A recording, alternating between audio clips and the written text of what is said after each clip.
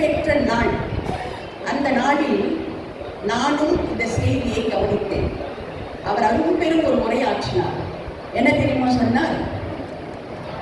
எனக்கு ஓட்டு போட்டவர்கள் சரியான ஆளுக்கு நாம் போட்டியிருக்கிறோம், சரியான ஆளை தேர்ந்தெடுத்திருக்கிறோம் என்று பெருமைப்படும்படியாகவும், ஓட்டு போடாதவர்கள் ஐயோ இந்த தலைவரை மிஸ் பண்ணிவிட்டோமே, என்னுடைய ஓட்டை மிஸ் பண்ணிவிட்டோமே என்று மூக்கில் விரல் வைத்துக் கொள்ளும்படியாகவும் என்னுடைய பொறுப்பை, என்னுடைய அதிகாரத்தை நான் கையாண்டு இந்த நாட்டிற்கு நல்லது செய்வேன் என்று சூளுரைத்தார்.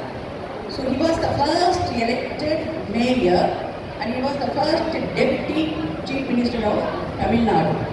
இப்பேற்பட்டவர் பல திட்டங்களை இன்று நமக்கு வழங்கி இருக்கிறார். புதுமை பெண் திட்டம், நான் முதல்வன் திட்டம், காலை உணவு திட்டம். இந்த 3 திட்டங்களை நான் குறிப்பிட விரும்புகிறேன்.